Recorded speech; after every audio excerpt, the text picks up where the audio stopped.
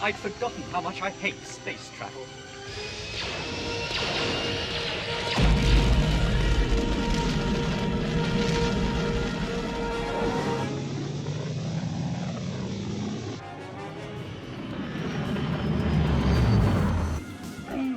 Star Wars Episode 4, A New Hope, is responsible for some of the most iconic spaceships in science fiction. But for every X-Wing and Death Star, there are also countless background ships and speeders that deserve our attention as well. In this video, we'll take a look at them all. I'm Joey from Radio Free Coruscant, and this is every ship and vehicle in A New Hope.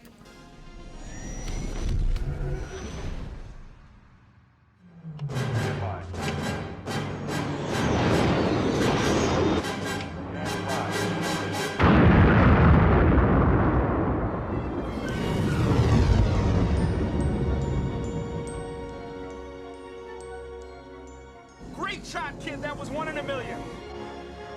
Remember, the Force will be with you, always.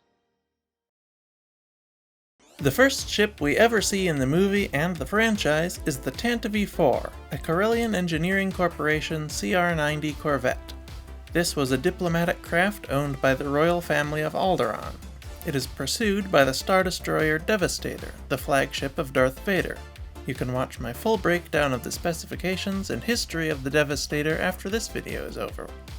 We also see the interior, but not the exterior, of a TIE BR boarding craft.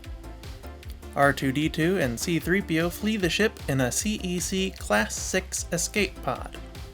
It crashes in the deserts of Tatooine, where C-3PO spots a Jawa sandcrawler in the distance, which captures him and R2. The sandcrawlers used by the Jawas are actually ancient mining vehicles that were abandoned on Tatooine after the ores in the sand ran out. The Jawas now use them for scavenging.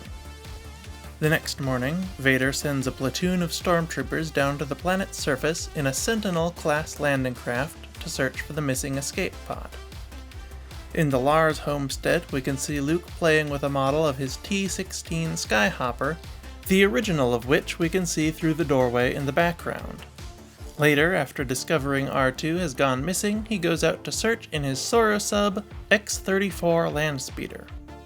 After that, we cut to the Devastator arriving at the Death Star, the Empire's ultimate superweapon. Later, we also see 3 TIE fighters patrolling around it.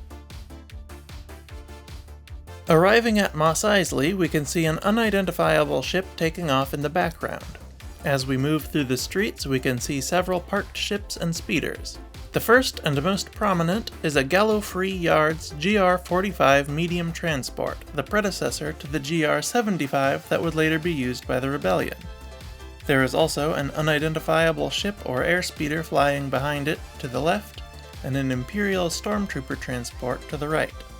Parked in front of it, looking more like a droid than a vehicle, is a Ubrician 9000 landspeeder, also known as the Ubrician 9000 Z001.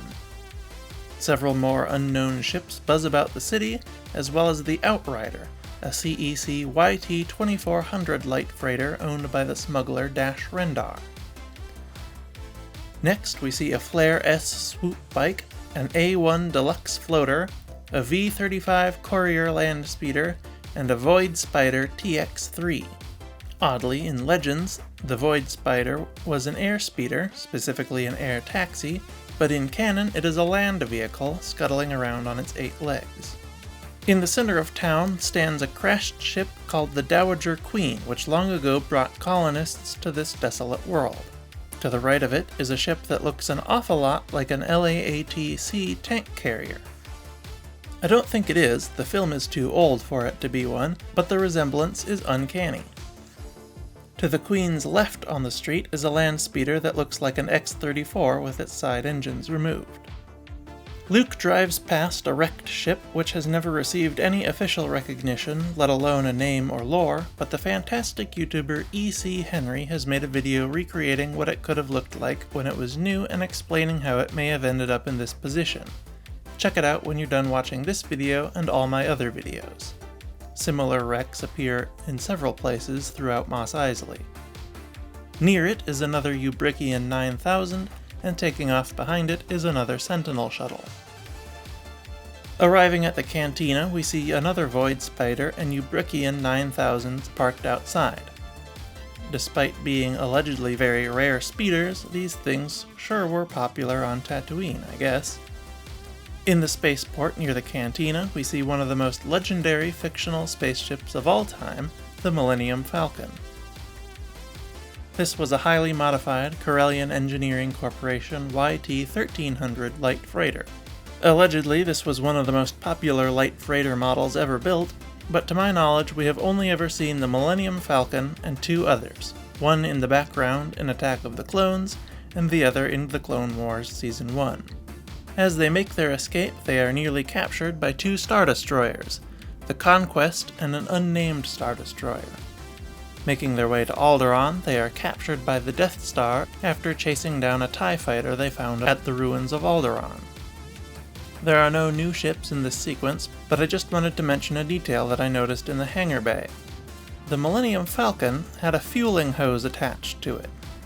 Apparently, capture by the Empire comes with a free refueling. Of course, it's also possible that they were draining it of fuel, but I feel like Han would have mentioned it if that were the case. I guess the Empire was just feeling generous that day. As they make their next escape, they encounter and destroy several more TIE fighters. On Yavin 4 there are quite a few new ships. Outside and inside the hangar are several Rebel personnel carriers, the Star Wars equivalent to a golf cart. Inside are the two primary starfighters of the Rebellion at this time, the Incom T-65B X-Wing and the Corsair BTL-A4 Y-Wing. The X-Wing was used as the Rebellion's main space superiority fighter, and the Y-Wing was its fighter bomber. As these fighters commence their assault on the Death Star, they are attacked by another squadron of TIE fighters, which are accompanied by the final ship of the movie, Darth Vader's personal TIE Advanced X-1. This was designed to be a much more durable, maneuverable, and overall better TIE fighter, but ultimately it proved to be too expensive for mainline production and only a handful were built.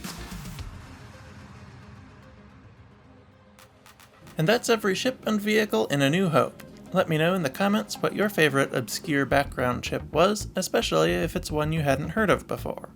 Personally, I'd really like to get a closer look at the background ships flying around Mos Eisley. There must be models of them in some dusty old corner of a Lucasfilm warehouse somewhere, right? Unless they were all added in the special edition, like many of the ships we looked at today were, then they'd just be a low-poly digital model that was probably deleted 20 years ago. Anyway, that's enough for this week, so I'll see you later.